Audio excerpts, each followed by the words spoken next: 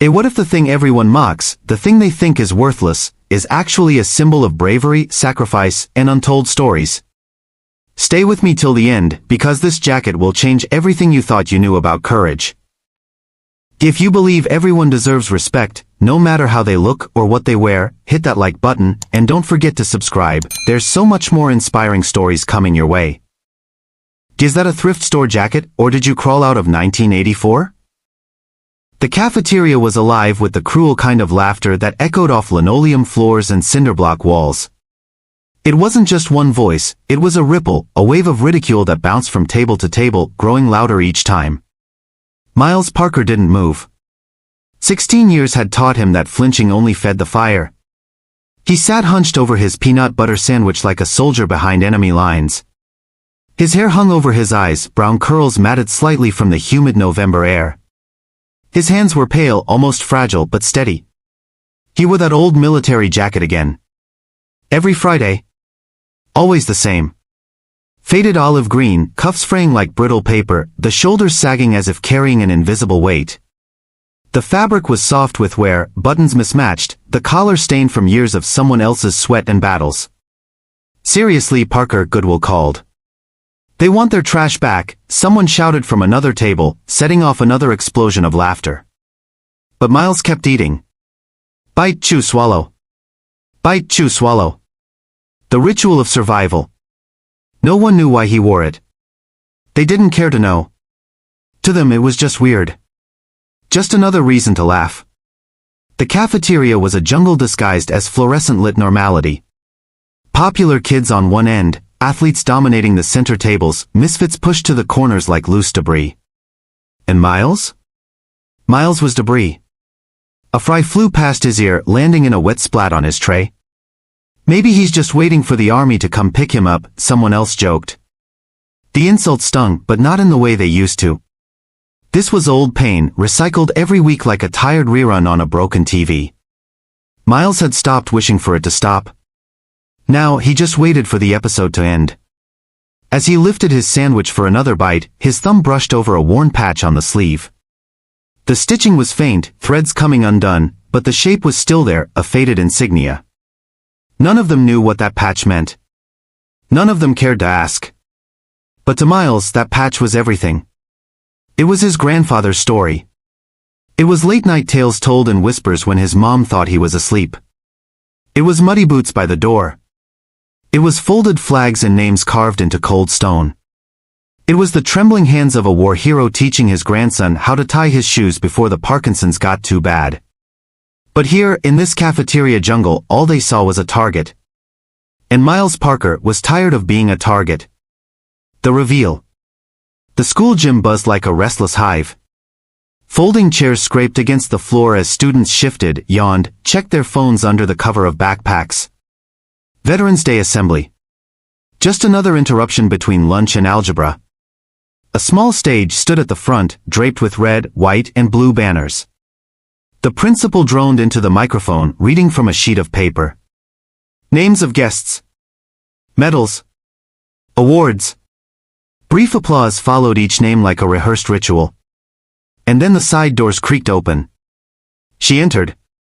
General Elenina Griggs. Silver hair sharp against the deep blue of her decorated uniform. Every step she took echoed in the gym's hollow acoustics, boots polished to a mirror shine. Rows of medals glimmered like constellations pinned to her chest, proof of battles fought, of lives saved, of losses carried. Something shifted in the air. Heads turned. Whispers sparked. Even the kids who usually spent assemblies sleeping began to sit up. But instead of heading to the podium, she veered left off course. Away from the neatly set chairs. Away from the stage. And straight toward the bleachers. Toward him. Toward Miles Parker. Miles didn't understand. Not at first. He glanced over his shoulder, assuming she must be walking toward someone important. Someone else. Miles Parker? She asked, loud enough that the microphone picked up her voice even from halfway across the gym. Now all eyes were on him. He swallowed. A yes, ma'am? Her eyes weren't cruel like the ones that usually stared at him. They weren't pitying either. They were sharp. Focused.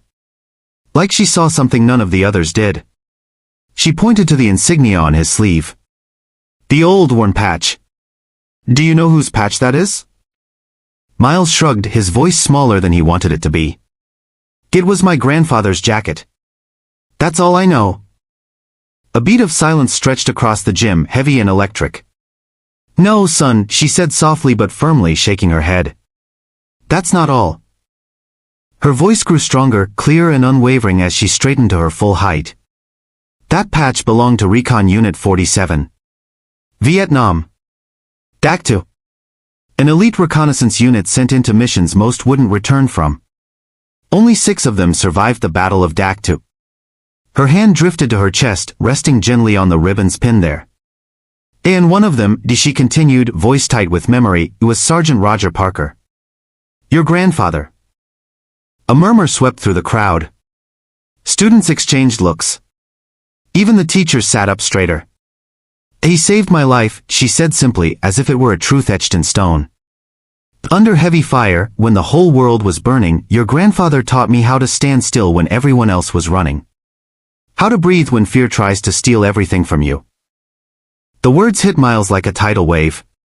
His grandfather, the quiet man with trembling hands and distant eyes, the same man who once taught him how to skip stones, had done that? Tears threatened to surface, but he blinked them back. And now, General Griggs added, stepping closer until she stood directly in front of him, I see that same courage sitting here, wearing his legacy. Sitting here like a soldier among children. For once no one laughed. No one said a word. And then something extraordinary happened. General Griggs unclipped one of her medals from her chest, a small, silver cross nestled among brighter, shinier ones, and held it in the flat of her palm. This medal was awarded to me after that battle, she said, voice cracking with the weight of memory. But it's never really belonged to me. It belonged to the man who carried me on his back across 2 miles of mud and bullets. And now it belongs to his grandson. Miles stared at it, his throat dry. Slowly, reverently, she reached forward and pinned the medal directly above the faded insignia on his grandfather's jacket. The gym was utterly silent. In that moment, the laughter, the fries, the whispered jokes about thrift stores, all of it disappeared. All that remained was a story, a living, breathing legacy that wrapped around Miles like armor. And for the first time in a long time, he didn't feel small. He felt enormous. The honor. The silence that filled the gymnasium was almost sacred. Not the awkward silence before a test or the uneasy hush of a failed announcement. No. This silence was heavy, alive, suspended, like a taut string ready to vibrate. Time seemed to stop, held captive by the raw emotion hanging in the air. Then, General Griggs slowly raised her hand to her temple. A salute. Sharp. Crisp. Solemn. But this was no mere polite gesture. It was a salute between equals. Soldier to soldier. And she directed it at him. At Miles Parker. The boy everyone had overlooked yesterday. The boy they had made a target. The boy reduced to mocking laughter and crushed French fries. But here, under the iron ceiling and harsh fluorescent lights, it was a different world. Miles felt a powerful warmth rising in his face, not shame, no, but something deeper. Something he couldn't yet name. He swallowed hard. His fingers trembled, but slowly he raised his hand. Not perfectly. His elbow was crooked, his fingers slightly apart. But within that imperfection lay the beauty of a sincere tribute.